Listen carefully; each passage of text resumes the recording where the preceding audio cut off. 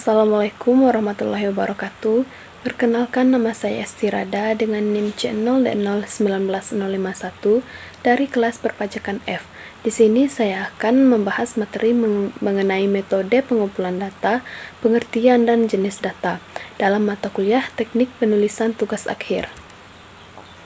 A. Beberapa metode pengumpulan data yang lain.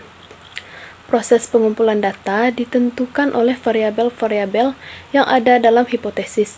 Data yang telah dikumpulkan pada awalnya belum berarti apa-apa. Oleh karena itu, perlu dilakukan proses analisis data agar menjadi informasi yang berguna. Data tidak hanya berupa angka, akan tetapi dapat berupa gambar, suara, video, teks, dan bahkan keadaan. Semua itu dapat disebut sebagai data, selama dapat digunakan sebagai bahan untuk melihat lingkungan, objek, kejadian, ataupun suatu konsep. Wawancara. Wawancara merupakan salah satu teknik pengumpulan data yang dilakukan melalui tatap muka dengan cara tanya jawab antara peneliti dengan narasumber.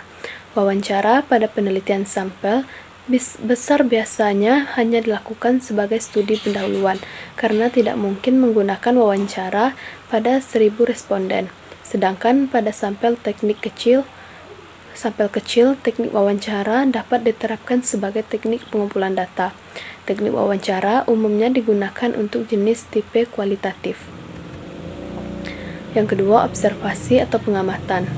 Observasi diartikan pengamatan dan pencatatan secara sistematik terhadap gejala yang tampak pada objek penelitian. Observasi merupakan metode yang cukup mudah dilakukan untuk pengumpulan data. Observasi ini lebih banyak digunakan pada statistika survei. Misalnya, akan meneliti kelakuan orang-orang suku tertentu. Observasi ke lokasi yang bersangkutan akan dapat diputuskan alat ukur mana yang tepat untuk digunakan. 3. Kuesioner atau angket. Kuesioner adalah teknik pengumpulan data yang dilakukan dengan cara memberikan seperangkat pertanyaan atau pertanyaan kepada orang lain yang dijadikan responden untuk dijawabnya. Meskipun terlihat mudah, teknik pengumpulan data melalui angket cukup sulit dilakukan jika respondennya cukup besar dan tersebar di berbagai wilayah. B. Uji coba kuesioner penelitian. Uji validasi kuesioner penelitian adalah prosedur untuk memastikan apakah kuesioner yang akan dipakai untuk mengukur variabel penelitian valid atau tidak. Kuesioner yang valid berarti kuesioner yang digunakan untuk mengumpulkan data itu valid. Valid berarti kuesioner tersebut dapat digunakan untuk mengukur apa yang hendak diukur. Kuesioner ada yang sudah baku karena telah teruji validitas dan reliabilitasnya, tetapi banyak juga yang belum baku. Kuesioner yang valid harus mempunyai validitas internal dan eksternal.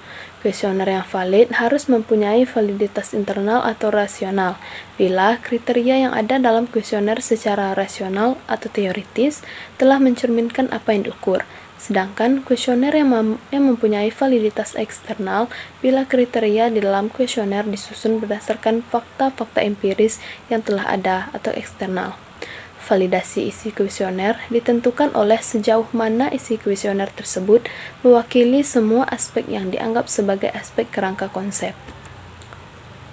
Adapun cara menguji validitas kuesioner mendefinisikan secara operasional konsep yang diukur, melakukan uji coba kuesioner tersebut pada sejumlah responden. Disarankan jumlah responden untuk diuji coba minimal 30 responden atau mendekati kurva normal.